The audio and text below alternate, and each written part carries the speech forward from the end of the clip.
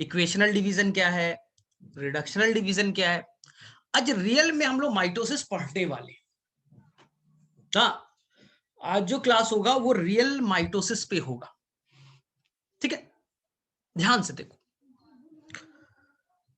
हमें लगता है बेटा कि जो सेल डिवीजन है, जो माइटोसिस है, बहुत ही आसान सा प्रोसेस है, बस सेल डिवाइड करिए। नहीं, एनसीईआरटी का वर्ड है बच्चा कि मान लो बच्चा ये आपका सेल है, ध्यान से सुनना, ये बच्चा आपका सेल है और ये व्हाइट वाला बेटा न्यूक्लियस है। इस सेल को माइटोसिस करना है, इस सेल को बेटा माइटोसिस करना है। तो ध्यान से सुनिए, इस सेल को अगर बच्चा डिवाइड करना है तो इस सेल को पहले बेटा प्रिपरेशन करना पड़ेगा। इस सेल को बेटा डायरेक्टली डिवीजन नहीं कराना है, कोई भी सेल बेटा तुरंत डिवाइड नहीं करता। सेल को बेटा पहले उसे प्रिपरेशन करना है। प्रिपरेशन के नाम पे बच्चा उसके सेल के साइज को बढ़ा रहे हैं। देखिए, सेल के साइज को बढ़ाना है। हाँ, अंदर में जो बच्चा डीएनए होंगे, डीएनए क्या होते हैं अभी हम लोग डिटेल से करेंगे। जो अंदर में बच्चा उसका जेनेटिक मटेरियल है डीएनए, उसे डबल करना है, उसे बेटा डबल करना है, क्योंकि ये सेल डिवाइड होकर के दो सेल बनेगा। ये सेल बच्चा डिवाइड होकर के दो सेल बनेगा, तो दोनों सेल में डीएनए का अमाउंट इक्वल बांटिएगा। अभी डीएनए का अमाउंट मान लीजिए बच्चा एनसीईआरटी में लिखा है 2C, तो जब ये सेल डिवाइड कर जाएगा तो दोनों में डीएनए का अमाउंट इक्वल पहुंचना चाहिए। इसलिए ये सेल प्रिपरेशन के दौरान वो अपने डीएनए के अमाउंट को डबल कर लेगा, ठीक है। सेल के साइज को बड़ा कर लेगा, सेल के साइज को बड़ा कर लेगा, ठीक है। अब ध्यान से देखिए, अंदर में जो सेल ऑर्गेनल्स, मान लीजिए एक सेल है, उस सेल के अंदर बेटा 100 माइटोकॉन्ड्रिया। सोचिएगा, ये सेल है बच्चा, इसके अंदर मान लीजिए 100 माइटोकॉन्ड्रिया है। ये सेल डिवाइड किया और दो पार्ट्स में टूट गया, तो बेटा 50 माइटोकॉन्ड्रिया यहां हो गए, 50 माइटोकॉन्ड्रिया यहां हो गया, 50 और 50। सेल तो लगातार डिवाइड करता है। आपको कल बताया था कि जाइगोट का सेल है, वो बेटा लाखों बार डिवाइड करेगा, इम्ब्रियो बनेगा, फिर वो डिवाइड करेगा, लीवर किडनी में कन्वर्ट होगा। तो सेल तो लाखों बार डिवाइड करता है। तो सोचिए ना, सेल के अंदर में 100 माइटोकॉन्ड्रिया है, डिवाइड किया 50-50 हो गए। फिर से ये सेल डिवाइड करेगा तो इसमें माइटोकॉन्ड्रिया हो गया 25। फिर से ये सेल डिवाइड करेगा तो माइटोकॉन्ड्रिया का नंबर क्या होते जाएंगे, माइटोकॉन्ड्रिया का नंबर क्या होते जाएंगे सर, घटते चले जाएंगे। एक टाइम आएगा कि माइटोकॉन्ड्रिया बेटा 2-3 ही बचेंगे, और सेल को जरूरत कितना है, 100 है। इसलिए सेल को चाहिए, जो सेल डिवाइड करने की कोशिश कर रहा है वो माइटोकॉन्ड्रिया के नंबर को, सेल ऑर्गेनल के नंबर को डबल कर ले, तभी तो इक्वल डिवाइड करोगे। किसी घर में बच्चा एक ही गैस चूल्हा है, एक ही सिलेंडर है, उस घर का बंटवारा कर दे तो बेटा एक के घर में गैस सिलेंडर जाएगा और दूसरे घर में गैस का चूल्हा जाएगा, तो दोनों के घर में खाना बनेगी नहीं। इसलिए समझदारी किसमें, दो भाइयों में बंटवारा करना है तो आप क्या करो, गैस सिलेंडर भी डबल कर लो, गैस चूल्हा भी डबल कर लो, कि जब दो भाइयों का बंटवारा हो तो दोनों को बेटा चूल्हा और गैस सिलेंडर दोनों को मिल सके ना। यही तो अच्छी चीज है ना। अब एक ही बेड है, अब उसमें बंटवारा कर लोगे तो दूसरा कहां सोएगा भाई। हाँ, दूसरा तो जमीन पे नहीं सोएगा, तो बेड को भी डबल कर लो। इसलिए जो सेल को डिवाइड करना होता है वो बेटा प्रिपरेशन के नाम पे अपने साइज को बड़ा कर लेता है, साइज को बड़ा कर लेता है। दूसरा, अपने डीएनए को डबल कर लेता है, सेल ऑर्गेनल्स को डबल कर लेता है। और ये बच्चा देख लो, अब ये पूरी तरह से सेल रेडी हो चुका है बच्चा, बड़ा होकर के सेल पूरी तरह से रेडी हो चुका है, पूरा प्रिपरेशन कर लिया। अपने अंदर में डीएनए डबल कर लिए, अपने अंदर में सेल ऑर्गेनल्स डबल कर लिया, सेल का साइज बड़ा कर लिया। अब वो सेल बच्चा अब माइटोसिस में जाएगा। तो यहां से यहां बच्चा उसका केवल तैयारी चल रहा था, याद रखिएगा, यहां से यहां ये सेल बेटा केवल तैयारी चल रहा था, इसका नाम है इंटरफेस। अभी सेल केवल बेटा तैयारी कर रहा था, नाम है बच्चा इंटरफेस। इसी को हम लोग कहते हैं आई फेज, जिसमें केवल आप तैयारी करते हो, तैयारी कर रहे हो। आपके सेल को बेटा डिवाइड होने में जो सेल साइकिल है, साइकिल बनाएंगे, उसमें 24 घंटे लगेंगे। आपके एक सेल को तैयारी करना है, फिर आपको सेल डिवाइड होगा, तो बेटा उसमें टोटल टाइम कितना लग जाएगा, सेल साइकिल में पूरा टाइम कितना लगेगा सर, 24 घंटे। 24 घंटे में 23 घंटा बेटा, 24 घंटे में 23 आवर, 23 घंटा, मोर देन 95% टाइम केवल तैयारी में निकल जाएगा बच्चा, इंटरफेज में। इंटरफेज में तैयारी में केवल निकल जाएगा बच्चा, 24 घंटे में से 23 घंटा टाइम केवल तैयारी में निकल जाएगा। साइज बड़ा कीजिए, डीएनए डबल कीजिए, सेल ऑर्गन्स को दुगना कीजिए, और जब सब कुछ प्रिपरेशन हो जाएगा, प्रिपरेशन पूरी तरह से हो जाएगा, तो ये अब जाएगा रियल में आपके माइटोसिस में, जिसे एनसीईआरटी कहेगा एम फेज। अब वो रियल में जाएगा माइटोसिस में, जिसका नाम है एम फेज। एम का मतलब माइटोसिस फेज, ठीक है। तो सेल साइकिल में दोनों पार्ट आ गए। आप केवल माइटोसिस माइटोटिक डिवीजन मत पढ़िए, केवल उस सेल में डिवीजन जो प्रिपरेशन लगा उसको भी तो जोड़िए, दोनों को जोड़िएगा, तब बेटा सेल साइकिल बनेगा, तब आपका सेल साइकिल बनेगा, ठीक है। सर एम फेज में क्या होगा, ध्यान से सुनिए। एम फेज में पहले क्या होगा, एकदम क्लियर। पहले एम फेज में इस सेल में बच्चा, इस सेल में ध्यान से देखना, एम फेज में क्या होने वाला है।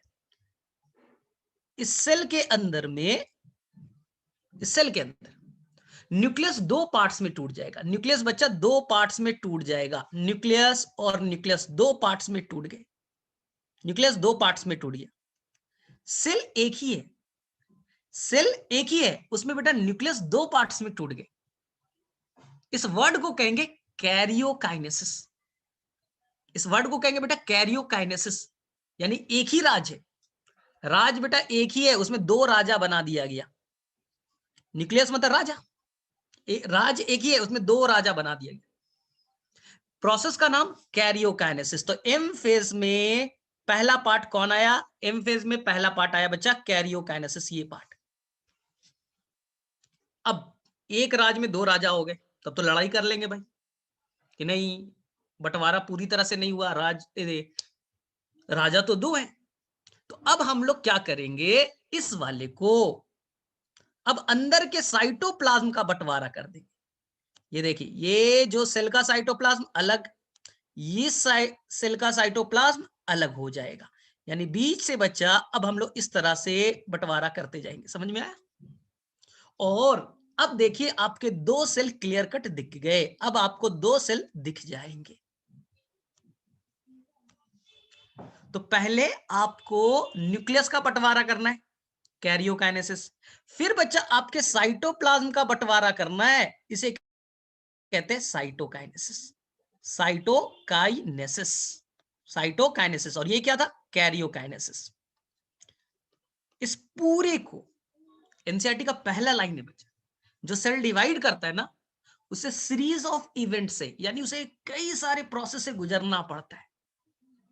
अपने अंदर एटीपी बनाना है, प्रोटीन बनाना है, डीएनए बनाना है, सेल ऑर्गेन्स बनाने हैं, उसके बाद में वो बेटा न्यूक्लियस को डिवाइड करेगा, उसके बाद साइटोप्लाज्म को डिवाइड करेगा, और this complete path is called cell cycle.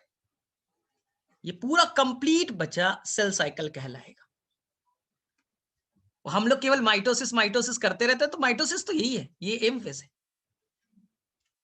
Cell तो यही डिवाइड किया, लेकिन उसके लिए उसे बेटा कितना प्रिपरेशन करना पड़ा, तो आपका माइटोसिस प्लस तैयारी मिला करके सेल साइकिल हो गया। इसी को हम एनसीईआरटी के अकॉर्डिंग एक रिंग के फॉर्म में पढ़ लेते हैं, बहुत आसान सा।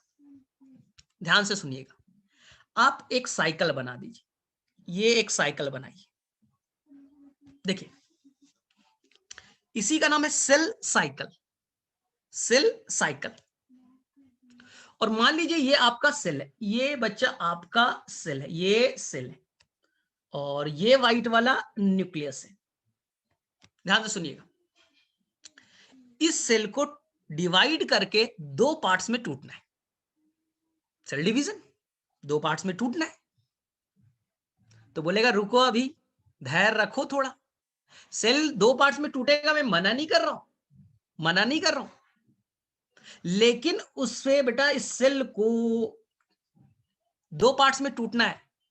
इस दौरान इसे बच्चा एक साइकिल में जाएगा जिसका नाम है सेल साइकिल। इस सेल साइकिल का 95% टाइम, इस सेल साइकिल का 95% टाइम, देख लीजिए यहां से यहां 95% टाइम सेल बच्चा केवल तैयारी में गुजार देगा।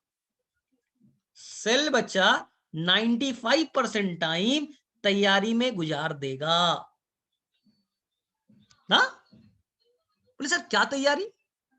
वही बोला कि किसी के घर का बंटवारा करना है तो बेटा गैस चूल्हा डबल कर लो। बंटवारा करना है बेटा, पहले थोड़ा बड़ा मकान तो ले लो, छोटा सा तो मकान है उसमें भी बंटवारा करोगे तो थोड़ा मकान का साइज बड़ा कर लीजिए, पड़ोसी वाला खरीद लीजिए, फिर बंटवारा करना। तो कितना बंटवारा कर रहे हो, बंटवारा करते करते करते लास्ट में तो बेटा कुछ भी नहीं बचेगा। सेल को तो लाखों बार डिवाइड करना है, तो इसलिए हर बार डिवीजन से पहले वो अपने साइज को बड़ा कर लेगा, सेल ऑर्गेनल्स को डबल कर लेगा, खूब सारे एनर्जी स्टोर कर लेगा। ठीक है, तो ये बच्चा जो आपका व्हाइट वाला मैंने यहां से बनाया, आपके एक सेल को ठीक है डिवाइड करना है ना, तो उसे एक साइकिल में जाना पड़ेगा जिसका नाम सेल साइकिल है। सेल साइकिल का 95% टाइम तैयारी में निकल जाएगा जिसका नाम है इंटरफेस, जिसका नाम है बच्चा इंटरफेस। और जब यहां सेल पहुंचेगा बच्चा तो देख लीजिए सेल का साइज बड़ा हो चुका है, सेल का साइज बड़ा हो चुका है। और बड़ा होने के बाद में उसके अंदर में न्यूक्लियस का साइज भी बड़े हो गए, सेल का भी साइज बड़ा, न्यूक्लियस के साइज भी बड़े हो चुके हैं। यही तैयारी था। तो हमने तैयारी को समझने के लिए, हमने बच्चा तैयारी को समझने के लिए फर्दर 3 पार्ट्स में डिवाइड किया है, G1, गैप 1, एक है बच्चा S और एक है बच्चा G2 यानी गैप 2। ध्यान से सबकी डिटेल में जाएंगे लेकिन लॉजिक समझिए। आपके लिए इंपॉर्टेंट बेटा एस फेज, आपके लिए इंपॉर्टेंट बेटा एस फेज सिंथेसिस, यानी यहां पर डीएनए बनेगा, डीएनए केवल और केवल एस फेज में बनेगा, इसलिए सिंथेसिस, डीएनए जो डबल होगा वो केवल और केवल एस फेज में होगा।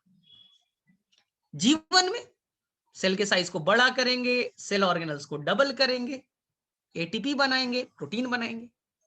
जीटो में वही काम होगा, प्रोटीन बनाएंगे, ठीक है, एटीपी बनाएंगे, एंजाइम्स बनाएंगे, ये सब बनाएंगे। क्योंकि रियल में सेल डिवाइड करेगा बच्चा, जो आपका, ध्यान से सुनिएगा, ग्रीन वाले पार्ट को देखिएगा, रियल में सेल बच्चा यहां से यहां डिवाइड करेगा जिसे आप कहते हो एम फेज। ये बच्चा एम फेज है। कितना परसेंट टाइम सेल साइकिल का? Less than 5%। इसमें 5% से भी कम ही टाइम लगेगा, यानी कि पूरे सेल साइकिल 24 घंटे का, 23 घंटा से ज्यादा तैयारी में, केवल बेटा 1 घंटा से भी कम में रियल में सेल माइटोसिस कर लेगा, डिवाइड कर जाएगा। सर कैसे करेगा? तो हमने बच्चा उसे समझने के लिए फिर से 2 पार्ट्स में डिवाइड किया। एम फेज को, ये रेड वाला बच्चा जो मैंने ग्रीन कलर का बनाया था, ये एम फेज था, ये एम फेज था। रियल में एम फेज, माइटोसिस फेज। हमने वहां पास उसे 2 पार्ट्स में तोड़ा। पहला, जो सेल है वो बेटा एक ही रहेगा, न्यूक्लियस डबल हो जाएंगे। तो यहां से यहां, व्हाइट वाले को देखो, यहां से यहां, यहां से यहां न्यूक्लियस बच्चा डबल हो जाएगा, इसी का नाम है कैरियोकाइनेसिस, इसी का नाम है बच्चा कैरियोकाइनेसिस। सेल एक ही रहेगा, उसमें 2 न्यूक्लियस बन जाएंगे, यानी कि ये व्हाइट वाला पार्ट है कैरियोकाइनेसिस। और उसके बाद देखिए ब्लू वाला, यहां से यहां बच्चा साइटोप्लाज्म 2 पार्ट्स में टूट जाएगा, ये है साइटोकाइनेसिस, साइटोकाइनेसिस। ठीक है, कोई गड़बड़ नहीं। एनसीईआरटी में सबसे इंपॉर्टेंट जो एम फेज है बच्चा, एम फेज में सबसे ज्यादा ड्रामेटिक फेज है, यहां बहुत ड्रामा चलेगा। न्यूक्लियस टूटेगा, फिर साइटोप्लाज्म टूटेंगे, सबसे ज्यादा बच्चा आपका ड्रामा दिखेंगे एम फेज के कैरियोकाइनेसिस में, बहुत सारे इसमें चेंजेस आएंगे। तो हमने समझने के लिए, बहुत ड्रामा चल रहा है तो हम ड्रामा को अच्छे से समझें, इसलिए हम कैरियोकाइनेसिस को 4 पार्ट्स में फिर तोड़ देंगे। प्रोफेज, मेटाफेज, एनाफेज और telophase. Anaphase and the telophase. ना फर्दर मैंने कैरियोकाइनेसिस को, उसमें सबसे ज्यादा चेंजेस दिखेगा, कभी न्यूक्लियर मेम्ब्रेन बनेगा, कभी टूटेगा, कभी क्रोमोसोम स्प्लिट हो जाएंगे, कंडेंस होगा, ये सब बहुत सारी चीजें होंगी। इसलिए उसे समझने के लिए हमने कैरियोकाइनेसिस को प्रोफेज, मेटाफेज, एनाफेज और टीलोफेज में डिवाइड कर दिया। हो गया बच्चा, हो गया। तो कहीं पर कोई कंफ्यूजन क्रिएट नहीं करना है। तो इस बार आंसर आपको करना है ना, इस बार आंसर आपको करना है। एक कहानी से सुना देता हूं, एक कहानी से आपको सिखाता हूं। मान लो आपके मामा जी ने फोन किया मम्मी को कि मैं संडे को आ रहा हूं, संडे को शाम 9 बजे आऊंगा डिनर के लिए। याद रखना बेटा, किसने फोन किया? मामा जी ने। चाचा जी ने नहीं किया। चाचा जी करेंगे कोई रिस्पॉन्स नहीं, मम्मी कोई रिस्पॉन्स नहीं देंगे। चाचा जी आ रहे, ठीक, मामा जी आ रहे, समझो उनके लिए बड़ा इंपॉर्टेंट है। मामा जी आ रहे, बहुत इंपॉर्टेंट है।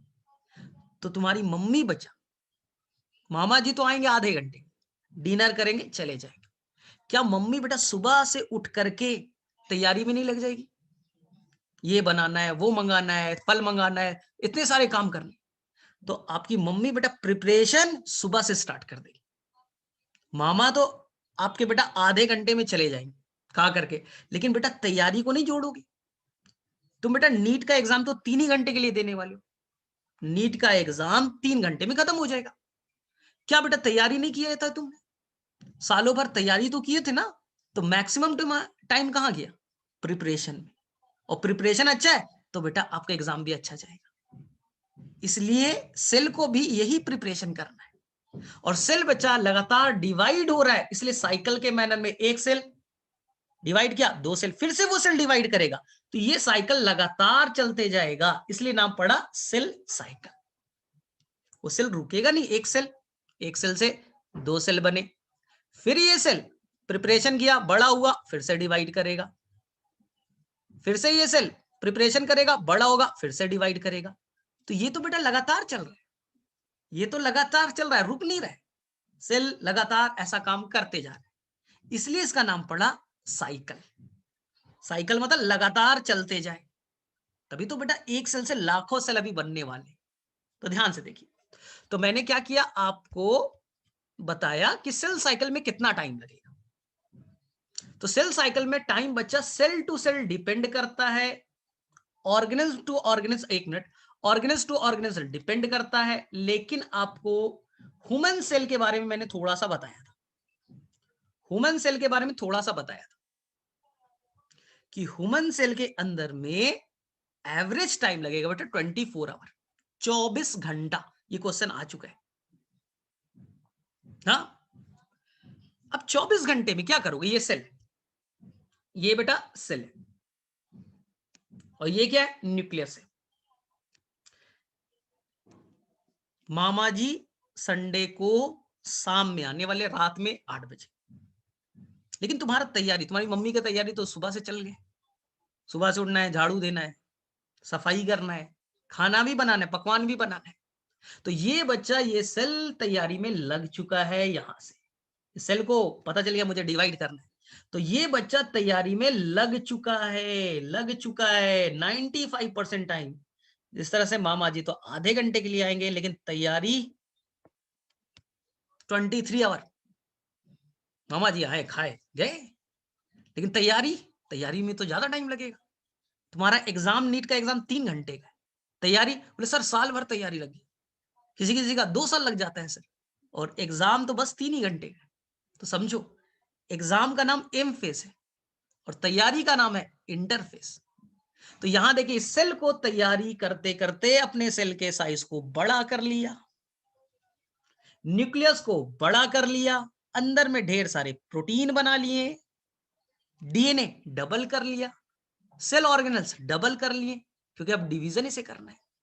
तो यहां से यहां सेल ने बेटा केवल तैयारी की है, सेल ने बच्चा केवल तैयारी की है। तो बताइएगा इस पार्ट को क्या कहेंगे? ये बच्चा जो रेड वाला मैंने बनाया 95% से ज्यादा टाइम इस सेल साइकिल का निकल गया तैयारी में। तैयारी का नाम प्रिपरेटरी फेस या इंटरफेस, शॉर्ट फॉर्म में आई फेस, शॉर्ट फॉर्म में आई फेस कहेंगे। इंटरफेस उसी को प्रिपरेटरी फेस कहेंगे। तो मम्मी ने तैयारी के नाम पे क्या किया? तो मम्मी ने तैयारी के नाम पे सुबह में उठा, झाड़ू वाड़ू मारा, जीवन गैप 1 हो गया। तैयारी बहुत तरह का होता है ना सर। उसके बाद में मम्मी पकवान बनाएगी अलग अलग तरह का, मामा जी आ रहे हैं। तो बेटा इस मतलब वही सुन लो, सिंथेसिस, बनाना। अलग अलग तरह का खाना बना रहे हो भाई, अलग अलग तरह का खाना बनाया जा रहा है, सिंथेसिस। ठीक है। उसके बाद में फिर बच्चा अपने और भी काम होंगे, बेडशीट चेंज करना, ये करना है, वो करना है ना। तो वो हो गया बेटा फाइनल वाला G2। सुबह में क्या करते हो? कोई तुम्हारे घर में गेस्ट आता, क्या करते हो? ऐसे ही आ जाते हो क्या? नहीं सर, तैयारी होता है, सुबह से होता है कि सर सुबह में झाड़ू वाड़ू मारना है, सफाई करना है, ये हो गया, फिर खाना वाना बनाना है, ये हो गया, और फिर फाइनल टच दे देते हो, फाइनल टच दे देते हो, क्योंकि अभी मामा जी पहुंचने वाले। तो उससे पहले बेटा तैयारी अच्छी रहनी चाहिए। तो 3 होंगे, बोले ठीक है बेटा। निकल गया तो मेरा 23 आवर, 23 घंटा सेल साइकिल का गुजर चुका है। ठीक है। तो साइंटिस्ट को शुरू में लगता था बच्चा कि इसमें कोई काम नहीं होता। साइंटिस्ट को लगता था बेटा कि ये इंटरफेस ना बेकार का है, यहाँ तो सेल इनएक्टिव रहता है, इनएक्टिव रहता है, सेल के अंदर कोई काम ही नहीं होता। क्या बेटा ये सही काम है?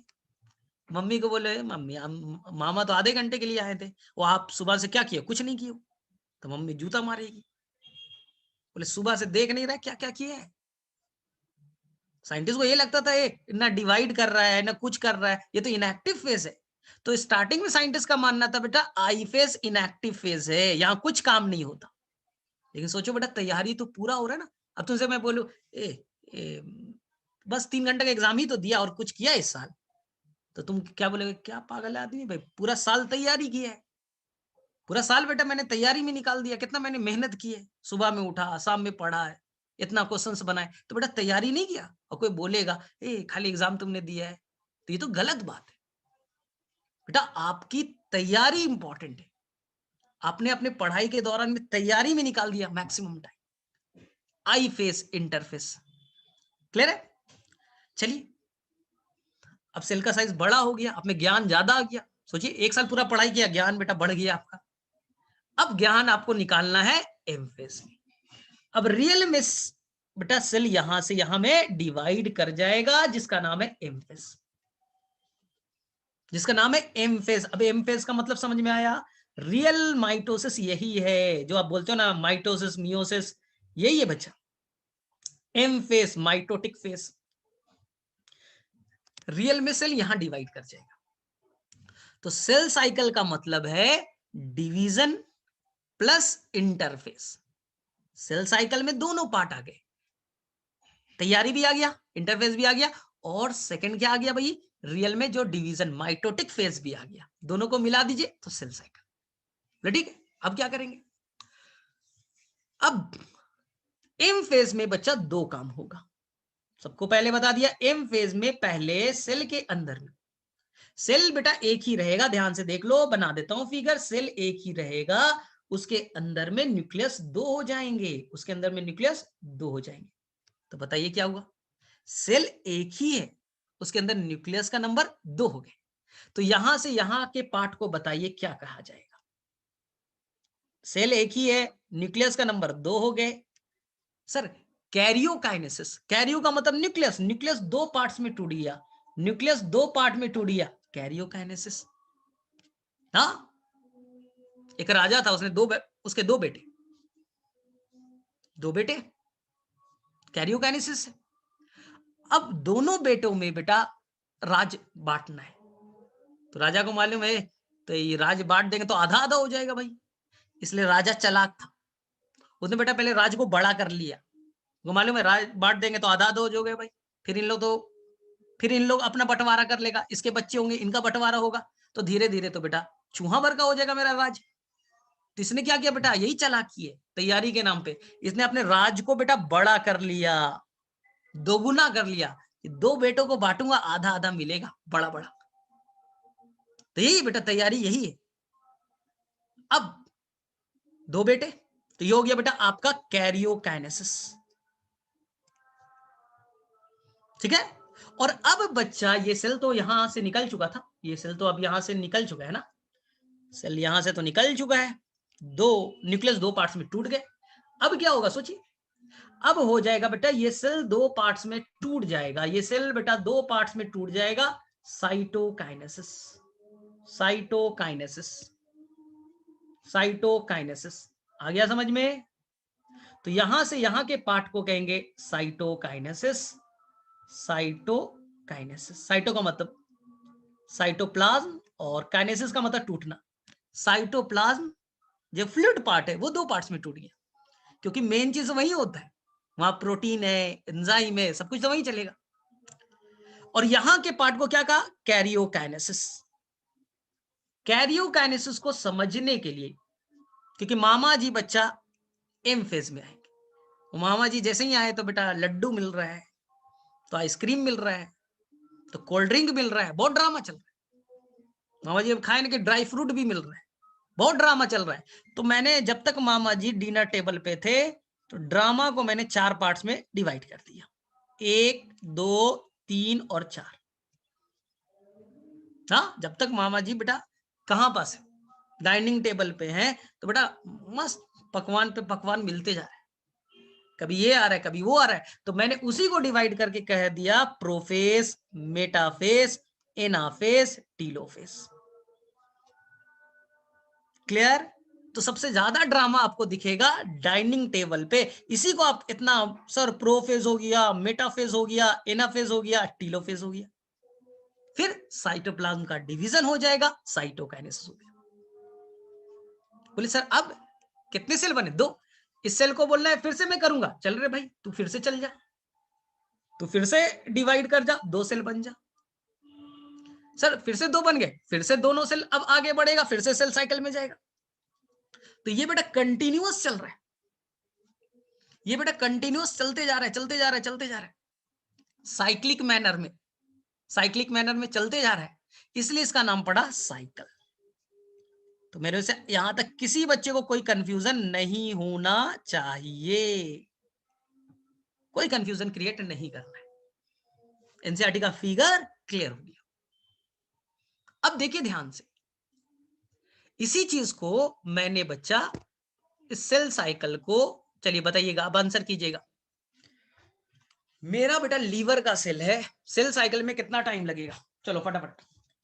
मेरे अंदर में ह्यूमन सेल है बच्चा, मैं ह्यूमन सेल से बना हूं, तो मेरे सेल में जो सेल साइकिल चलेगा कितना टाइम लगेगा, ह्यूमन सेल है, सेल साइकिल में, तो आंसर करके आइएगा 24 आवर, 24 घंटे, 24 घंटे लगेंगे। तो बेटा सेल साइकिल में दो पार्ट होता है, हम लोग केवल माइटोसिस माइटोसिस केवल पढ़ लेते हैं, नहीं, माइटोसिस तो छोटा पार्ट है, मेन उसका प्रिपरेशन है, मेन उसका प्रिपरेशन है। तो सेल साइकिल में जो 24 घंटे चले उसका मोर देन 95% टाइम, यानी 24 घंटे का 23 घंटे से ज्यादा का टाइम निकल चुका है, कहां, तो सर तैयारी में। बोलिए इसका क्या नाम है, 24 घंटे में जो 95% टाइम चला, बोलिए तैयारी का नाम क्या था, फटाफट बोलिए। उसका नाम था इंटरफेस, आई फेस। इसलिए क्वेश्चन आता है आई फेज को हम लोग प्रिपरेटरी फेज भी कह सकते हैं, बोलेगा यस। अपना एग्जाम का तैयारी करो ना, कर रहे हो ना तैयारी, तो ये बेटा तुम्हारा इंटरफेस है, ये आपका इंटरफेस है। एग्जाम दीजिएगा 3 ही घंटे का होगा, टेंशन मत लीजिए, तैयारी में पूरा टाइम निकल गया। तो तैयारी में क्या पढ़ोगे बेटा, फिजिक्स, केमिस्ट्री, बायोलॉजी, तो पढ़ लीजिए, G1, गैप 1,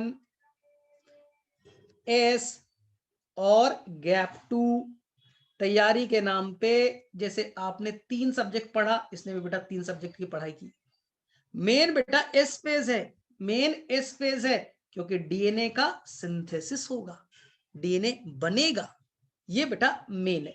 इसके बाद जो होगा गैप 2, पहले होगा गैप 1, बीच में एस पहला, एस से पहले कौन है गैप, एस से बाद में कौन है गैप, तो वो गैप 1 गैप 2 के नाम से जाना जाएगा। ठीक है, अब देखिए तो रियल में सेल जो डिवाइड करेगा वो है बच्चा आपका एम फेज में, रियल में सेल एम फेज में डिवाइड करने वाला है। ठीक है, डिवीजन कहां होगा एम फेज में। लेकिन डिवीजन बेटा 2 तरीके से होता है, ऐसा नहीं कि पहले जो सेल है सेल अकेला रहेगा, न्यूक्लियस 2 पार्ट्स में टूट जाएंगे, तो नाम कैरियोकाइनेसिस, नाम कैरियोकाइनेसिस याद रहेगा। न्यूक्लियस का 2 पार्ट्स में टूटना कैरियोकाइनेसिस याद कीजिए बच्चा। अभी तक सेल छोटू मोटू था, सेल बेटा बड़ा हो गया इंटरफेस, अब इसके अंदर के न्यूक्लियस 2 पार्ट्स में टूट गए कैरियोकाइनेसिस। तो ये बच्चा ये कैरियोकाइनेसिस जो हो रहा है इसके अंदर बहुत सारे ड्रामा चलने वाले, इसलिए मैंने उसे कर दिया प्रोफेज, मेटाफेज, एनाफेज और टीलोफेज। सबसे लंबा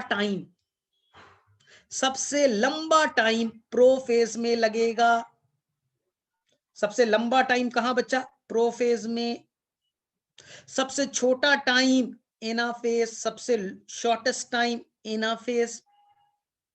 ठीक है, मेटाफेज में क्रोमोसोम बेटा एकदम क्लियर दिखेगा, एकदम क्लियर दिखता है साइंटिस्ट लोगों को माइक्रोस्कोप में। तो अगर आपको क्रोमोसोम के नंबर को पढ़ना है, उसका स्टडी करना है, तो आप मेटाफेज को कंसीडर कीजिएगा। प्रोफेज लॉन्गेस्ट सबसे लंबा, एनाफेज सबसे छोटा, मेटाफेज में क्रोमोसोम पूरी तरह से मोटा, कंडेंस्ड और विजिबल हो जाएगा, एकदम क्लियर दिखेगा। तो क्वेश्चन आएगा, आपको माइक्रोस्कोप का स्टडी करना है, मॉर्फोलॉजी पढ़ना है, बाहरी बनावट पढ़ना है, नंबर काउंट करना है, तो मेटाफेज। शेप नहीं बचा, बाहरी स्ट्रक्चर देखिए, नंबर देखिए, शेप नहीं। क्रोमोसोम के कई सारे शेप होते हैं, शेप आप एनाफेज में पढ़िएगा, क्यों मैं बताऊंगा। शेप नहीं बचा, शेप पढ़ेंगे हम लोग एनाफेज में, क्यों ऐसा होता है मैं बताऊंगा आगे जैसे जैसे क्लासेस बढ़ेगी। ठीक है, फिर टेलोफेज आ गया। चलिए अब क्या आएगा कैरियोकाइनेसिस के बाद, सी के साइटोकाइनेसिस। आपको समझ में आ रहा है साइटोकाइनेसिस क्या होता है? बोले सर कुछ नहीं होगा, सेल के अंदर में 2 न्यूक्लियस बन चुके हैं ना, तो सेल देखो ऐसे करेगा अंदर के तरफ, फ्लेक्सिबल तो सेल है, प्लाज्मा मेम्ब्रेन अंदर की तरफ धस जाएगा, धसते जाएगा, और एक टाइम आएगा कि पूरी तरह से साइटोप्लाज्म टूट जाएगा। और सर 2 सेल बन गए, देख लो 2 सेल बन गए, 2 सेल बन गए, तो नाम साइटोकाइनेसिस, नाम साइटोकाइनेसिस होगी, 2 सेल बन गए साइटोकाइनेसिस हो गया। लेकिन एनिमल्स के अंदर में बच्चा तरीका अलग होगा, प्लांट्स में तरीके अलग होंगे। सर क्यों? प्लांट्स के अंदर में बेटा एक बहुत ही हार्ड सेल वॉल है, न्यूक्लियस तो 2 पार्ट्स में टूट गए, लेकिन उनके अंदर बेटा सेल वॉल है, और सेल वॉल को अंदर की तरफ थोड़ी ना तुम धसा दोगे, सेल वॉल को अंदर की तरफ थोड़ी ना कॉन्स्ट्रिक्ट कर दोगे यार। अगर एनिमल सेल है, सेल वॉल होता नहीं है, तो प्लाज्मा मेम्ब्रेन अंदर की तरफ धसते जाएगा, और एक टाइम आएगा कि दोनों के साइटोप्लाज्म टूट जाएंगे। तो प्लांट सेल में हम लोग कुछ बच्चा ऐसा प्लेट बनाएंगे, और प्लेट बना करके ये 2 पार्ट्स में तोड़ देंगे, सेल प्लेट बना करके होता है।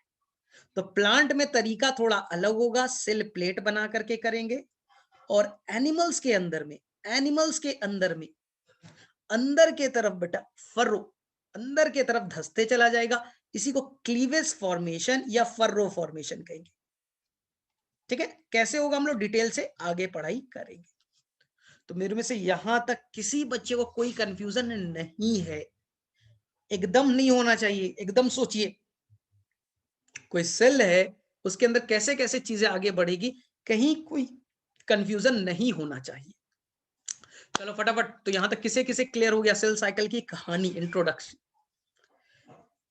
चलो फटाफट सभी बच्चे बताइए किस किस बच्चे को सेल साइकिल का इंट्रोडक्शन समझ में आ गया कि प्रिपरेशन क्या होता है, एम फेज क्या होता है, कैरियोकाइनेसिस क्या होता है, साइटोकाइनेसिस क्या होता है। ये चीजें बहुत अच्छे से समझ में आनी चाहिए। चलिए ठीक है। अब बच्चा लोग ये तो तुम्हें आता है, तुम्हें कंफ्यूजन ये होता है सर ये C2C ये कैसे होता है सर। तो हम लोग एक ही फिगर बनाएंगे बच्चा, और पूरा माइटोसिस का 99% चीजें समझ में आ जाएगी। कहानी तो कल बताऊं, लेकिन एक ही बार में आपके दिमाग में बेटा ये मैं एडजस्ट करूं कि अगर सेल के अंदर में देख लो बच्चा, अगर सेल के अंदर में 8 क्रोमोसोम है, 2n इज द 8 है, मान लो सेल के अंदर में टोटल क्रोमोसोम कितने, 8। इस सेल को क्या करना है, माइटोसिस करना है। तैयारी वारी किया, ठीक है। और सेल बेटा डिवाइड होकर के 2 पार्ट्स बने, और दोनों में क्रोमोसोम का नंबर 8 होंगे, 2n इज द 8 होगा, 2n इज द 8 होगा। हम यही पढ़ने वाले। सर कैसे, सर कैसे सर, इसके अंदर में 8 क्रोमोसोम थे, इससे एक डॉटर सेल बना, एक डॉटर सेल बने, एक सेल से 2 सेल बन गया। ये सर मेरा पेरेंट सेल था, ये बेटा मेरा डॉटर सेल थे, 2 बने। सर पेरेंट सेल और डॉटर सेल का नंबर सर 8 8 कैसे सेम रह गए, देख लीजिए सर, पेरेंट सेल और डॉटर सेल के नंबर सेम कैसे रह गए सर, इक्वेशन सेम कैसे रह गया, क्योंकि माइटोसिस को हम लोग कहते हैं बेटा इक्वेशनल डिवीजन। जो पेरेंट सेल के अंदर में नंबर जितना था 2n थे, बाद में डिवाइड होने के बाद भी 2n ही रहेगा। इस चीज को बहुत अच्छे से सीखना है, इस चीज को बेटा बहुत अच्छे से सीखना है। तुम्हें वर्ड आएगा कि पहले डीएनए का अमाउंट 2C था, जब डिवाइड हो जाएगा तो इस सेल में भी बेटा 2C बचेंगे, इस सेल में भी 2C बचेगा। अब बोलोगे सर कैसे, सर कैसे, तो इस चीज को बच्चा बहुत अच्छे से सीखना है कि 2C से पहले 4C हो जाएगा, 4C हो जाएंगे, डीएनए 4C हो जाएगा, फिर 2C और 2C बढ़ जाएंगे। जो क्रोमोसोम बच्चा 2n था उसे बेटा 4n कर दिया जाएगा, 4n कर दिया जाएगा, फिर 2n 2n में डिवाइड कर देंगे। जो क्रोमोसोम बेटा 8 है, 8 क्रोमोसोम है, उसको 16 कर दिया जाएगा, 16 कर देंगे। माइटोसिस के दौरान क्रोमोसोम का नंबर डबल कर देंगे, फिर 8 और 8 को डिवाइड करके बांट देंगे।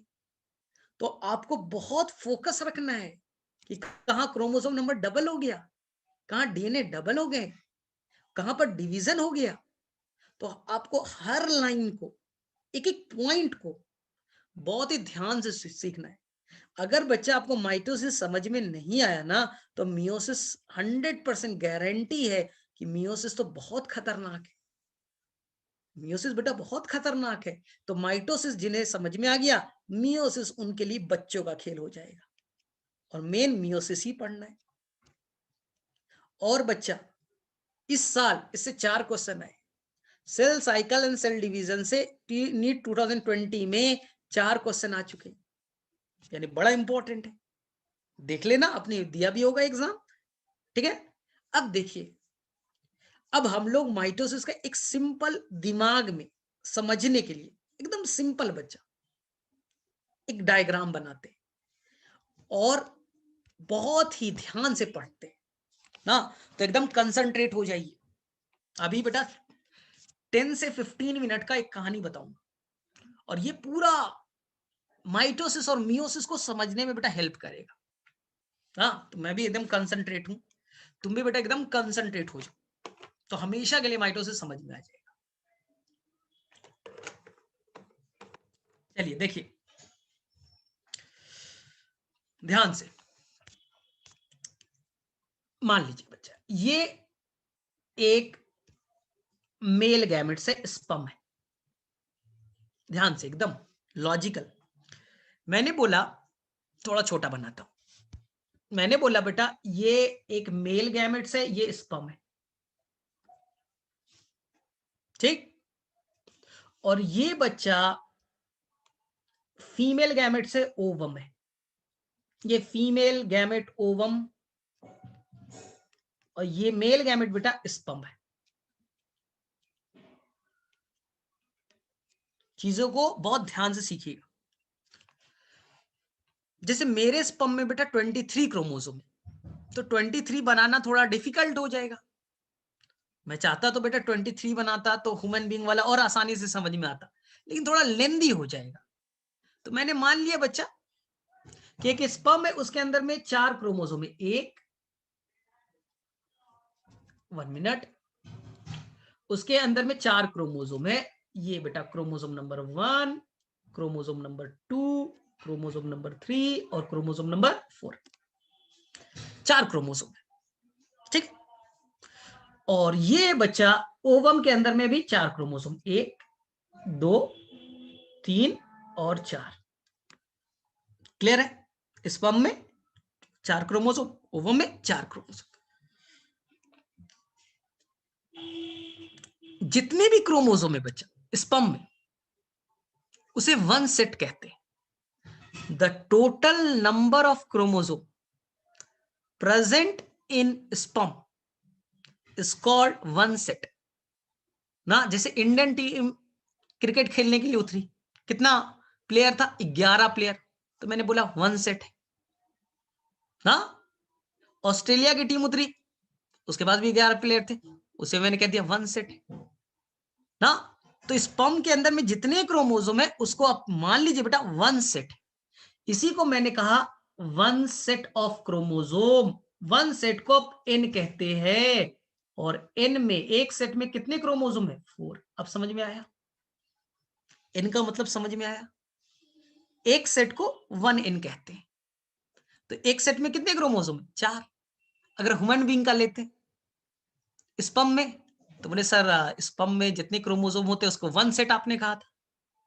स्पर्म के अंदर जितने क्रोमोसोम वन सेट का, तो वन सेट में कितने क्रोमोसोम है सर? 23। बस यही तो मैं बोल रहा हूं। इंडियन क्रिकेट टीम में वन सेट में कितने क्रोमोसोम है, कितने प्लेयर है? तो बोले सर 11 प्लेयर है, तो एन इज द 4 हो गया। कोई कंफ्यूजन नहीं। इसी को हैप्लॉइड आप कहते हो, एन है तो हैप्लॉइड हुआ। अब जो मैं बोलूंगा वो बेटा गांठ बांध लेना। इस क्रोमोसोम के अंदर बच्चा लोग, इस क्रोमोसोम के अंदर में हरा वाला ये बेटा डीएनए, ये बेटा DNA, DNA, DNA, DNA, DNA, ठीक है, डीएनए। अब आपको क्या करना है? इस क्रोमोसोम के सारे डीएनए को निकालना है। इस क्रोमोसोम के सारे डीएनए को निकालिए और तराजू पे रख दीजिए, तौलिए उसे। स्पर्म के अंदर में जितने डीएनए निकाल करके उसका वेट कर दीजिए, तौल दीजिए। जितना वेट आएगा बच्चा उसी को कहते हैं 1C। अमाउंट ऑफ डीएनए को आप सी कहते हैं। अब समझ में? 1C का मतलब क्या? Amount of DNA. डीएनए के अमाउंट कितना है उसको सी से रिप्रेजेंट करेंगे। तो स्पर्म में जितना डीएनए था उसे 1C कहेंगे। तो सी वैल्यू बेटा क्लियर होगी आपका। अमाउंट ऑफ डीएनए को सी कहते हैं, और N number of chromosome. Quantity को, नंबर कितना है उसको एन से कीजिएगा। कितने सेट है? एक सेट है, 2 है, 3 है? सर एक सेट है, स्पर्म में एक सेट है। ओके, चलिए ओवम में आइए। ओवम में भी बच्चा जितने क्रोमोसोम है, फिर से बोल रहा हूं, ओवम फीमेल गैमेट्स, जितने क्रोमोसोम है उसे वन सेट कह दीजिए, वन सेट कह दीजिए। एक सेट है तो आंख बंद कीजिए, एन लिख दीजिए। अगर ठीक है, वन सेट कह दीजिए, SET सेट। एन कितना नंबर है क्रोमोसोम? 4 हो गया। अमाउंट बताइए, गैमेट्स में जितना भी डीएनए का अमाउंट होगा, ये बेटा हरा वाला डीएनए, डीएनए क्रोमोसोम के अंदर डीएनए, डीएनए का अमाउंट को सी कहते हैं। तो इसे ओवम के अंदर में जितने डीएनए के अमाउंट है उसी को मैंने 1C कह दिया, 1C कह दिया। तो स्पर्म में 1C, ओवम में 1C। स्पर्म में 1 सेट है क्रोमोसोम का, ओवम में 1 सेट है। अब इन्हीं दोनों के फ्यूजन से जाइगोट बनता है, इन्हीं दोनों के फ्यूजन से बच्चा आपका फॉर्मेशन हुआ है, आप बच्चा बन गए जाइगोट, आप बच्चा बन गए जाइगोट। अब समझ में आया? स्पर्म और ओवम के फ्यूजन से आप बनते हो। अब सोचिए थोड़ा दिमाग खोल करके, जो जाइगोट बना, 1 मिनट, ठीक है, जो जाइगोट बना, जो जाइगोट बनेगा उस जाइगोट के अंदर में कितने सेट होंगे? तो बोलेंगे सर सिंपल तो है, एक सेट सर आपके स्पर्म से आया था, 1 2 3 और 4। अब एक सेट आ गए आपके ओवम से, एक सेट आ गए ओवम से। अब बताओ बच्चा लोग कितने सेट हो गए? इस जाइगोट के अंदर में कितने सेट है? सर 2 सेट है, 2 सेट है। अगर 2 सेट है तो इसे मैं डिप्लॉयड नहीं कहूंगा, केवल व्हाइट वाला एक सेट है, केवल रेड वाला एक सेट है। तो आपके अंदर 2 सेट है, आप बेटा 2n हो गए। आप बेटा अपने आप को बोल दो हम 2n है, डिप्लॉयड है। और डिप्लॉयड के अंदर में क्रोमोसोम नंबर काउंट कर लो, 2n में एक सेट में कितने थे सर? 4। तो 2 सेट में कितने हो गए? 8। इसमें कौन सी बड़ी बात है? कोई कंफ्यूजन नहीं। अब बताओ बच्चा, अमाउंट ऑफ डीएनए कितना सी होगा? जाइगोट में 1C होंगे, 2C होगा। बोलो जाइगोट में कितने सी होंगे? स्पर्म में 1C, ओवम में 1C। तो सर जाइगोट के अंदर में हो गया amount of DNA 2C, amount of DNA 2C। यहां तक किसी बच्चे को कोई कंफ्यूजन नहीं है, अमाउंट ऑफ डीएनए 2C हो गया। ध्यान से सुनना, स्पर्म के अंदर में, वापस से बोल रहा हूं, स्पर्म के अंदर में जितने क्रोमोसोम है, वापस से देखो, स्पर्म के अंदर बेटा जितने क्रोमोसोम है, इस पूरे क्रोमोसोम को आप 1 सेट कहते हो, इसी को हम जीनोम भी कहते हैं। It is also known as genome. जितने क्रोमोसोम आपके स्पर्म में मौजूद है वो एक जीनोम कहलाता है, एक जीनोम कहलाता है। इसी जीनोम को तो पढ़ते थे ह्यूमन जीनोम प्रोजेक्ट, इसी जीनोम को तो पढ़ते थे ह्यूमन जीनोम प्रोजेक्ट। फिर से बोलता हूं, आपके ओवम में, आपके ओवम में जितने क्रोमोसोम है, जितने क्रोमोसोम है, उन सब क्रोमोसोम को काउंट कर लो, वो बेटा एक जीनोम कहलाएंगे, एक जीनोम कहलाएंगे। तो जो तुम एक सेट कहते हो उसी का एक और नाम 1 जीनोम कह सकते हैं। तो बताइए आपके जाइगोट में कितनी जीनोम है? आपके बॉडी में कितने जीनोम है? बोलो, आपके जाइगोट में एक जीनोम स्पर्म से आया, एक जीनोम ओवम से आया, यू हैव 2 जीनोम। आपके अंदर कितने जीनोम है? 2 जीनोम। तो ये क्वेश्चन तो आता है ना, आपके बॉडी में हर सेल में कितने जीनोम है? किडनी में कितना है, लीवर में कितना? तो सर 2 जीनोम है, एक मम्मी साइड से आया, एक पापा से आया। क्योंकि इसी जाइगोट से तो आप बने हो, कल बताया था ना, इसी जाइगोट से अब इम्ब्रियो बनेगा, इम्ब्रियो से लीवर, किडनी, ब्रेन, स्किन, तुम बन जाओगे। आपके बॉडी के हर सेल में, बॉडी के हर सेल में 2 जीनोम, बॉडी के हर सेट में 2 सेट। तो बोलते हो अपने आप हम तो डिप्लॉयड है, हम डिप्लॉयड है, डिप्लॉयड है, क्योंकि एक सेट मम्मी स्पर्म से आया, एक सेट ओवम से आया, तो 2 सेट आ गए, तो आप डिप्लॉयड हो गए। आ गया समझ में? अमाउंट ऑफ डीएनए क्लियर है ना? सी से रिप्रेजेंट करेंगे, तो एक सेट में 1C था तो 2 सेट में 2C हो गई। कोई गड़बड़ नहीं करना है बेटा, कोई गड़बड़ नहीं करना है। इस जाइगोट को अब करना है, इस जाइगोट को अब करना है माइटोसिस। क्या करना है? माइटोसिस। ध्यान से सीखना, जाइगोट को डिवाइड करके 2 सेल बनाना है। फिर आगे कैसे बनेगा ये तो क्लियर है, एक बार तो सीख लेना। तो ये जाएगा अब तैयारी करने इंटरफेस में, G1, S, G2 में तैयारी करेगा। तो मान लो बच्चा, मान लो कि ये मैंने जो आपको बताया ये सेल अब माइटोसिस में जाने के लिए रेडी हो गया है ना। तो जीवन ज्यादा इंपॉर्टेंट नहीं है समझने के लिए, जीवन थोड़ा आसान है।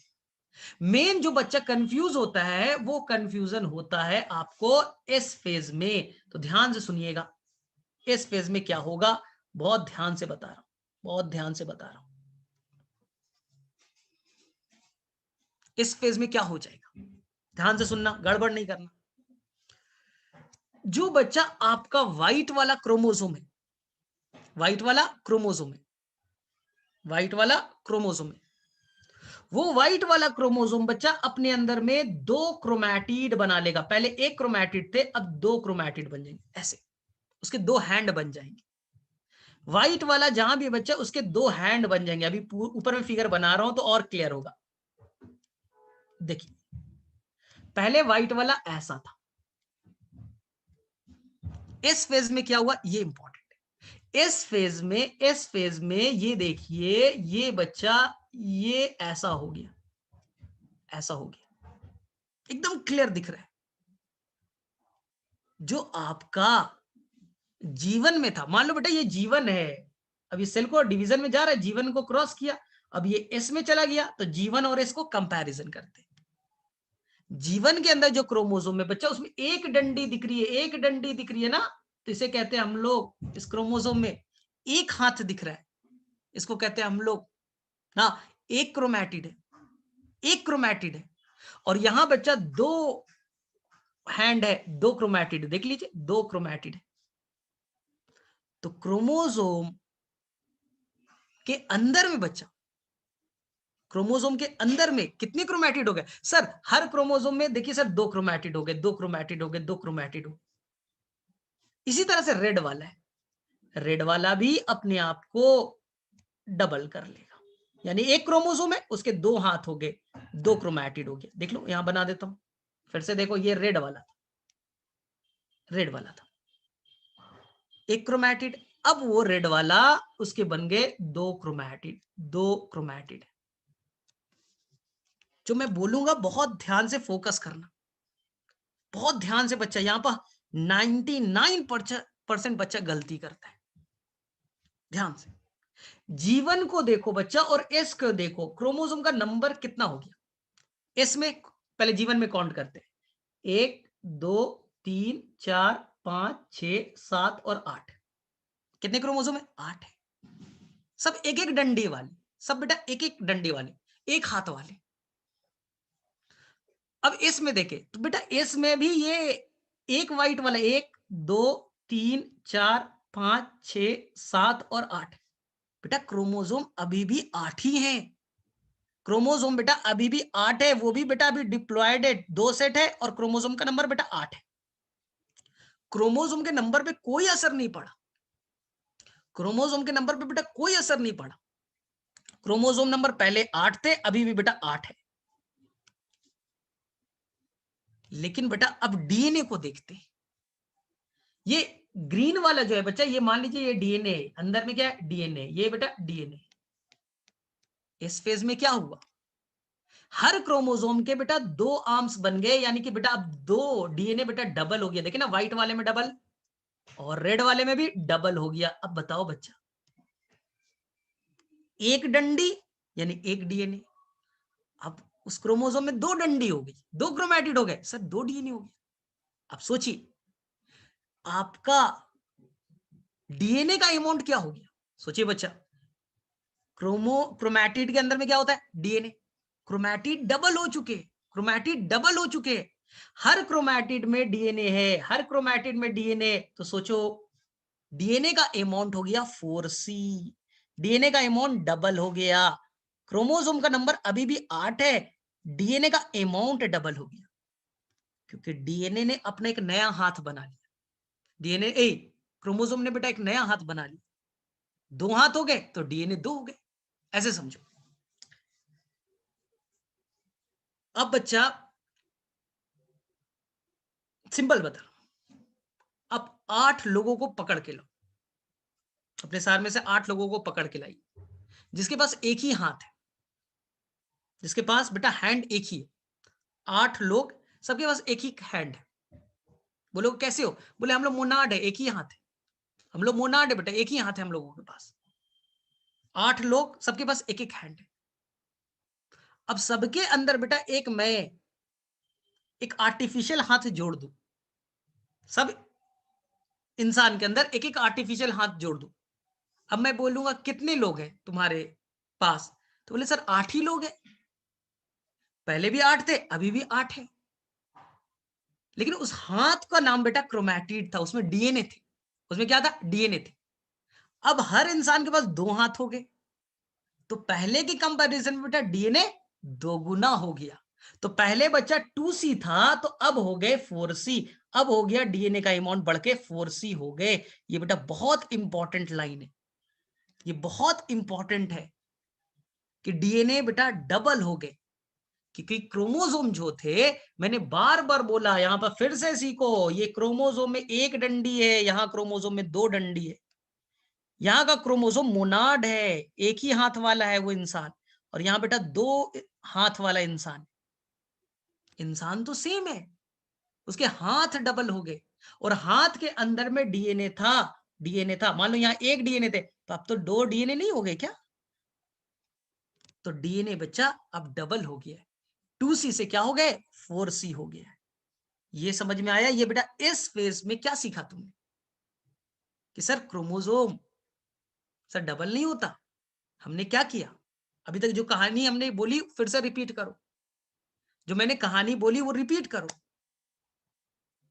आपको मैंने ये बोला, मैं इस पे आ रहा हूं वापस से। मैंने बोला कि आपको 4 इंसान को पकड़ के लाना है, सबके पास में बेटा एक एक डंडी, एक एक डंडी, एक एक हाथ वाले 4 बॉयज को पकड़ के लाओ, एक एक हाथ वाले 4 गर्ल्स को पकड़ के लेते आइए, 4 गर्ल्स को पकड़ के लेते आइए, ठीक। और अपने घर पे लाकर के रखिए। तो क्या हो गया देखिए ध्यान से, आपके घर में एक बॉयज 2 3 एंड 4 एक सेट हो गया, और 4 गर्ल्स वाले हो गए, ये एक सेट हो गए। तो टोटल कितने सेट हो गए? एक बॉयज वाला, एक गर्ल्स वाले, 4 बॉयज वाले 4 गर्ल्स वाले। आपके घर पे बेटा 2 सेट बन गया, एक बॉयज वाले एक गर्ल्स वाले। तो 2 सेट है तो डिप्लॉयड कहिए, 2 सेट है तो 2n कहिए। क्रोमोसोम कितने हो गए? 8। यही तो मैंने किया। अब इस सेल को माइटोसिस में जाना है, तो मैंने क्या किया? मैंने क्या किया, जैसे ही वो इस फेज में जाएगा, तो इस बॉयज के बेटा 2 हाथ हो गए, हैंड कितने हो गए? 2। तो डीएनए का अमाउंट, डीएनए बेटा इसी के अंदर तो बैठा रहता है, इसी के अंदर में कौन बैठा है? डीएनए। तो डीएनए क्या हरा वाला डबल नहीं हो गया? हर क्रोमोसोम में डीएनए डबल होते जा रहे हैं। तो पहले अगर डीएनए आपका अमाउंट 2C था, तो अब हर क्रोमोसोम में डीएनए का नंबर डबल हो गया पहले से। तो अब कितने हो गए? 4C हो गए। पहले डीएनए बेटा एक वाला था, मोनाड था, पहले डीएनए ऐसा था मोनाड, अब डीएनए बेटा डायाड हो गए, 2 क्रोमैटिड वाला हो गया। इंसान दोगुना नहीं हुआ है, इंसान के हाथ डबल हो गए। तुम पहले एक हाथ वाले थे, तब भी इंसान थे, और तुम्हारे अंदर एक हाथ जोड़ दिया तो इंसान थोड़ी डबल हो गया, इंसान तो एक ही है, उसके 2 हैंड हो गए। तो यही बच्चा मोनाड और डायाड में बच्चा कंफ्यूज करता रहता है, और उससे पूरा कॉन्सेप्ट गायब हो जाता है।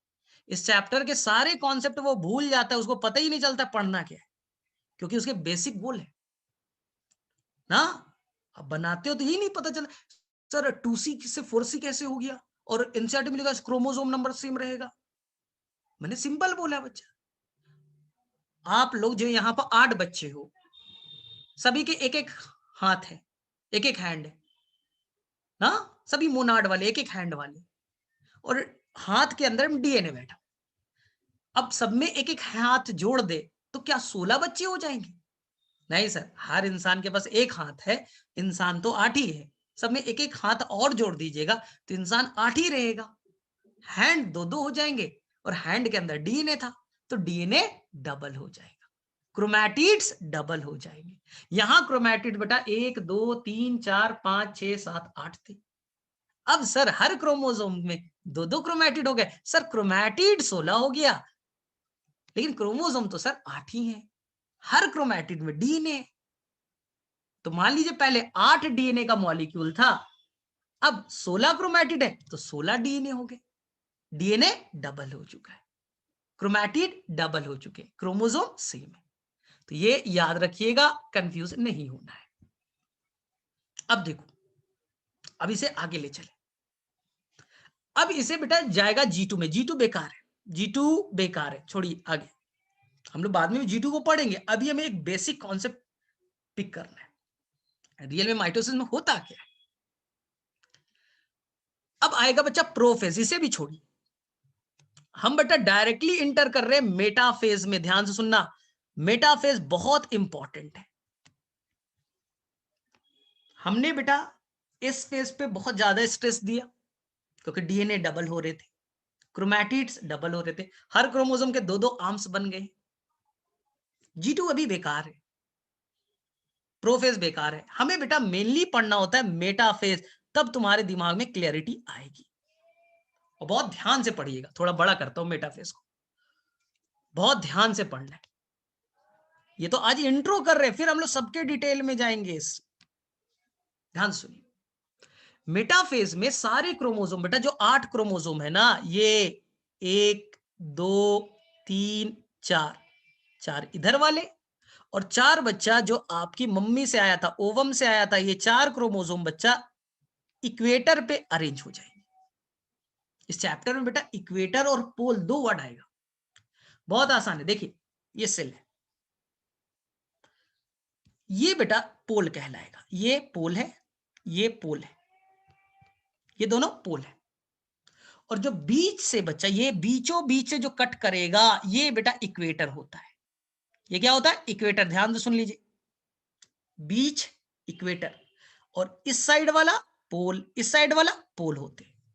तो ये इस चैप्टर में कई बार यूज किया जाएगा, तो कंफ्यूज नहीं होना है। अर्थ पढ़ा है ना, अर्थ का साउथ पोल नॉर्थ पोल पढ़ा है, बीच में इक्वेटर होते हैं, बीच में equator, north pole south pole पढ़ा है ना, बस वैसे ही। तो यहां पास बच्चा पोल पे कुछ स्पेशल स्ट्रक्चर बनता है जिसे सेंट्रोजोम कहेंगे, पढ़ेंगे डिटेल से, अभी तो इंट्रो पार्ट कर रहे हैं। कुछ सेंट्रोजोम होते हैं, उनमें रस्सी बनता है बच्चा, और ये रस्सी बच्चा जाकर के क्रोमोजोम से बाइंड कर जाएगा। इस रस्सी का नाम होता है स्पिंडल फाइबर, इस रस्सी का नाम है स्पिंडल फाइबर। तो यहां जो 8 क्रोमोजोम थे, सभी 8 क्रोमोजोम स्पिंडल फाइबर से बाइंड हो गए। अगर आपका सेल होता तो आपके अंदर 46 क्रोमोजोम है, आपके अंदर में 46 क्रोमोजोम है, तो बच्चा सारे क्रोमोजोम इक्वेटर पे 46 अरेंज हो जाते। मेटाफेज की सबसे बड़ी पहचान, सारे क्रोमोजोम इक्वेटर पे अरेंज हो जाएंगे। अगर 100 क्रोमोजोम है तो 100, यहां पर मैंने 8 लिया है तो 8 को अरेंज कर दिया। और ये बच्चा जो पोल है वो रस्सी बनाएगा, स्पिंडल फाइबर। क्या कहलाएगा? Spindle fibre. ये रस्सी जाएगा और क्रोमोसोम से जाके बाइंड कर जाएगा, ये रस्सी बच्चा क्रोमोसोम से बाइंड कर जाएगा, ये रस्सी क्रोमोसोम से जाके बाइंड कर जाएगा। ध्यान से सुनना, आपको एनसीईआरटी में ऐसे फिगर मिलेंगे।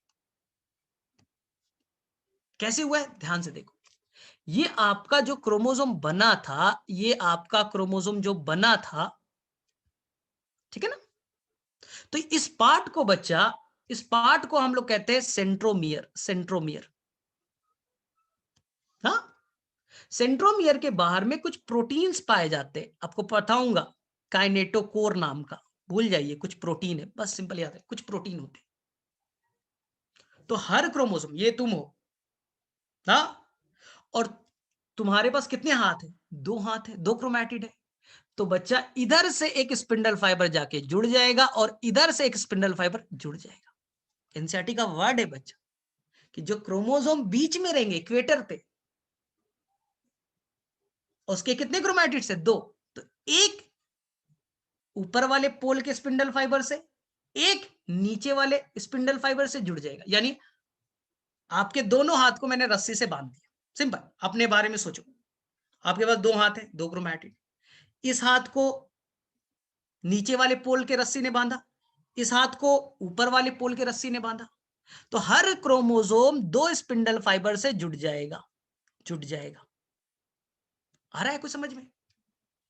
मतलब कि अगर आप अपना सेल ले लें तो आपके अंदर 46 क्रोमोसोम है, हर क्रोमोसोम के दो दो हाथ है, सबको मैंने इक्वेटर पे खड़ा कर दिया और रस्सी एक ऊपर पोल से एक नीचे पोल से ले गया, एक हाथ से नीचे वाले पोल से, एक हाथ ऊपर वाले पोल से। हर क्रोमोसोम के दोनों बच्चा, दोनों क्रोमैटिड एक एक स्पिंडल फाइबर से जुड़ गए। ये बेटा मेटाफेज की कहानी है। तो मेटाफेज में क्या याद रखना है? सारे क्रोमोसोम एक प्लेन पे अरेंज हो जाते हैं जिसका नाम इक्वेटर है, इक्वेटर है, और दोनों पोल से रस्सी बनता है जिसका नाम स्पिंडल फाइबर है, और दोनों जाके क्रोमोसोम से चिपक जाएगा, दोनों साइड से, एक ऊपर से एक नीचे से। अब एनाफेज में आपको समझ में आ चुका है क्या होने वाला है। रस्सी को बच्चा दोनों तरफ से खींचना है, रस्सी को दोनों तरफ से खींचना है, रस्सी को दोनों तरफ से खींचिए। तुम्हारे दोनों हाथ को बांध दो, एक नीचे से एक ऊपर से, क्या होगा तुम्हारा? सर बीच से सर हम फट जाएंगे, एक उधर चला जाएगा एक उधर चला जाएगा, एक हैंड उस साइड एक साइड, एक हैंड इस साइड, यही तो हुआ है।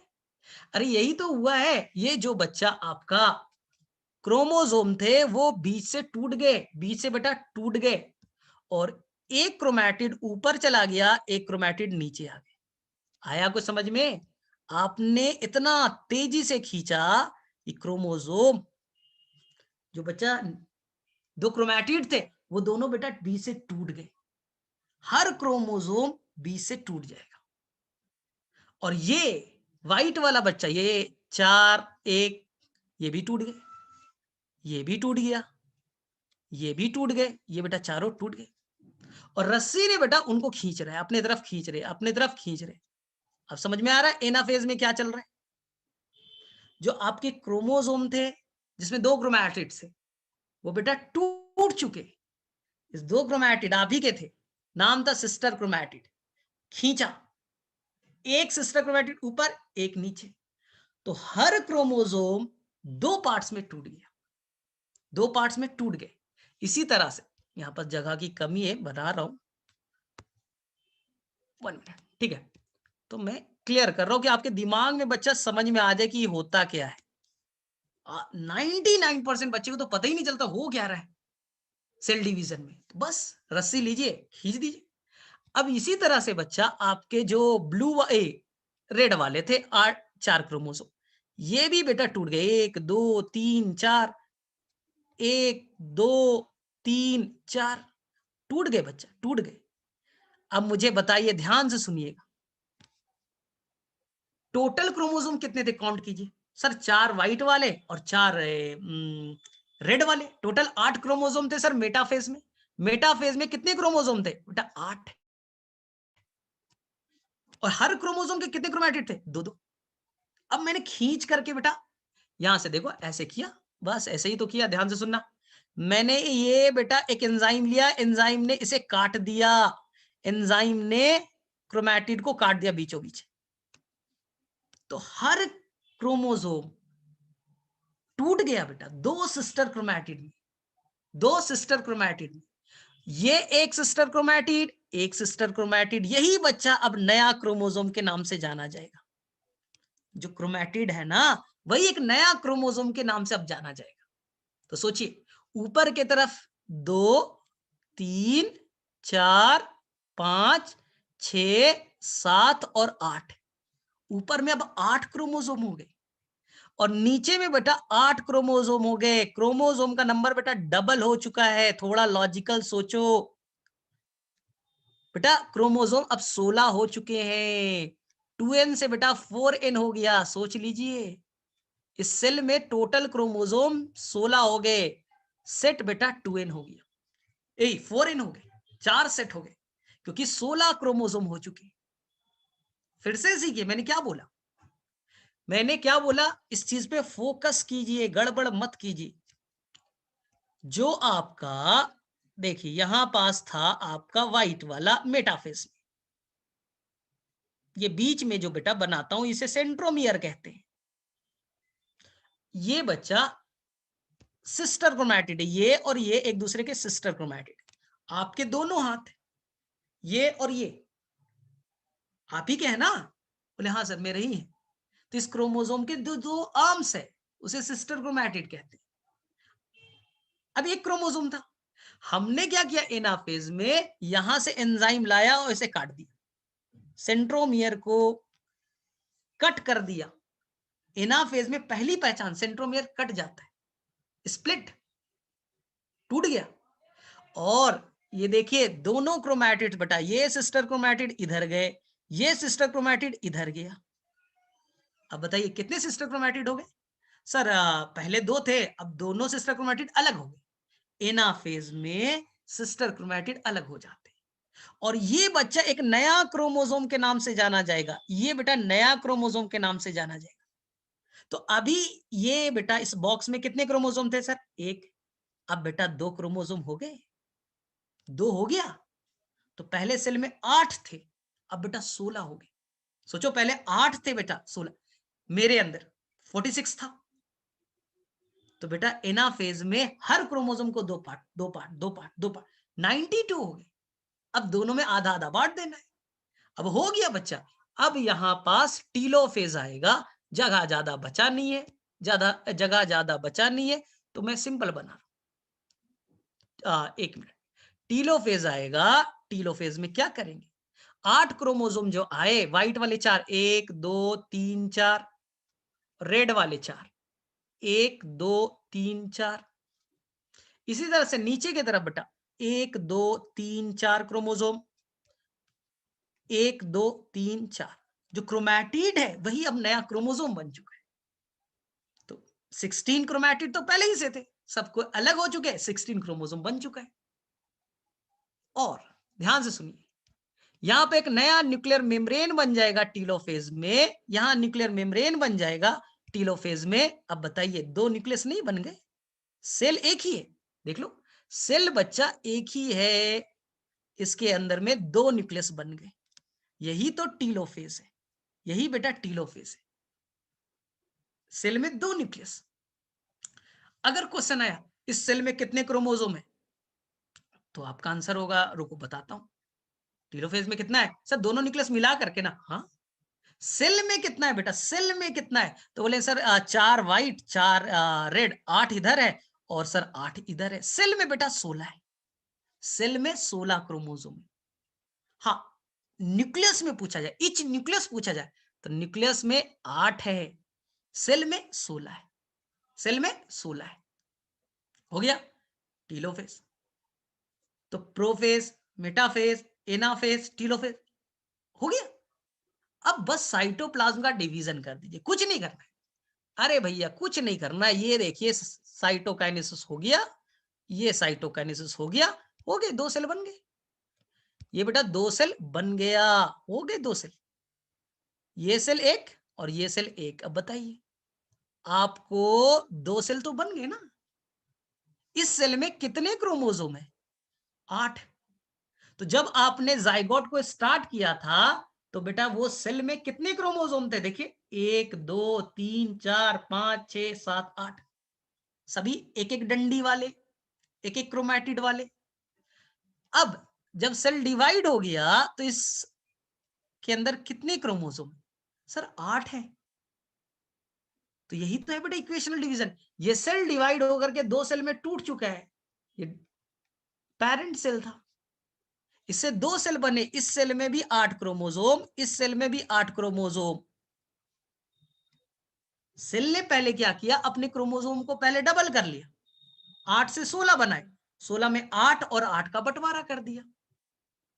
यहां पर देखिए दो सेट था, 2n थे, तो इस सेल में देखिए ये भी तो 2n दिख रहा है, एक व्हाइट वाला सेट एक रेड वाला सेट, 2n दिख रहा है। तो यही तो माइटोसिस है। अगर लॉजिकल आप चलोगे तो चीजें बड़ा क्लियर है, उसमें कोई कंफ्यूजन नहीं है।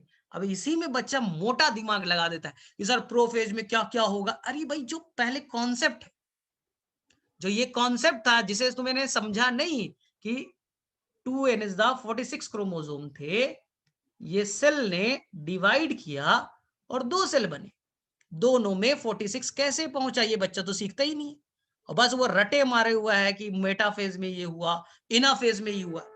बेसिक कॉन्सेप्ट तो गोल है, तो मियोसिस समझ में नहीं आता।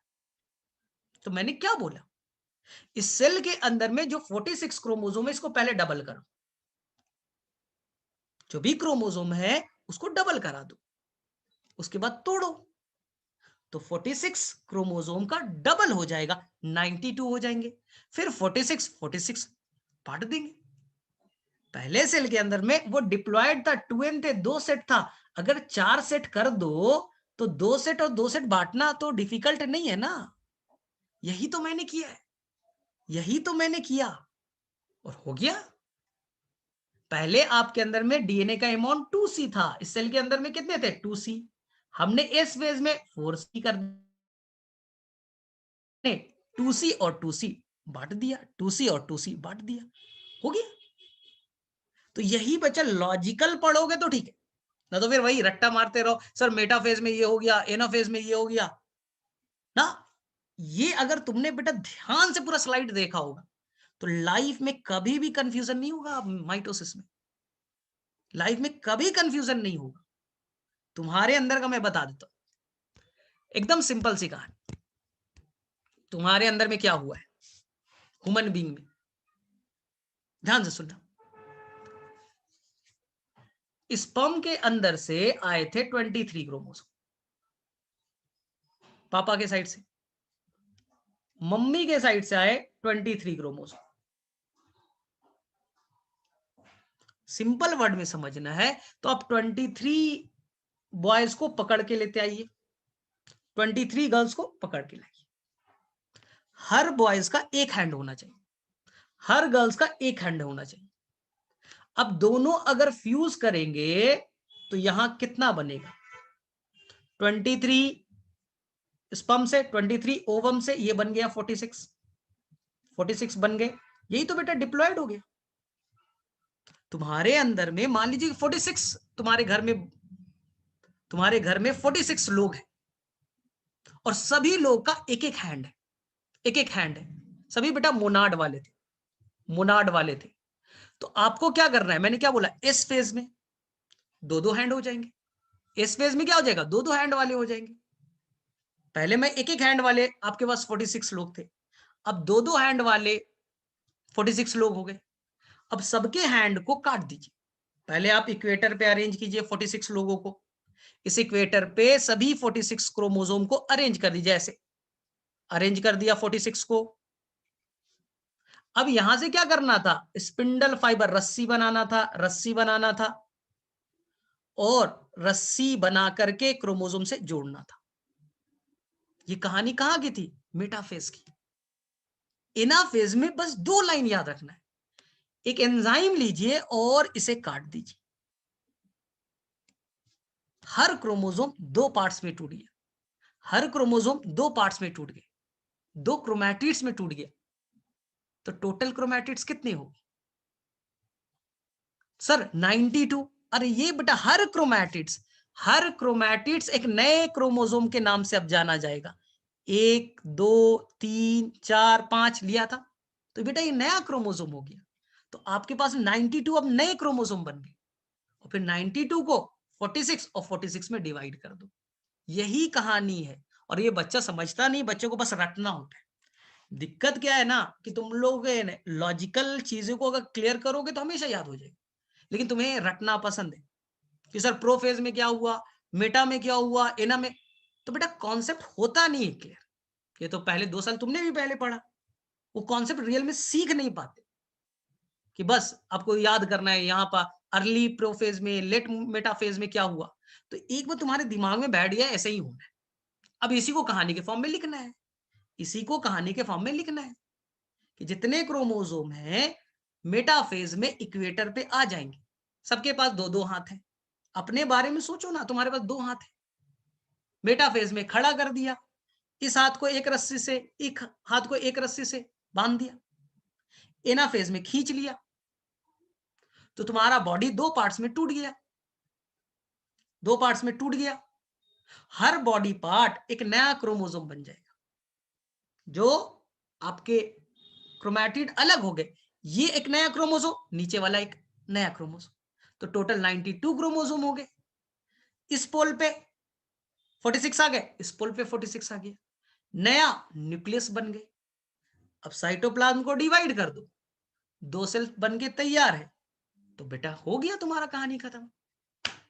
लेकिन तुम्हें लॉजिकल पढ़ना शायद पसंद नहीं है। चलो बताओ, किसे किसे समझ में आया, किसे किसे बाउंस लगा? चलो फटाफट मैसेज करो पहले, समझ में आया कि यार रट्टा मारा फिर से।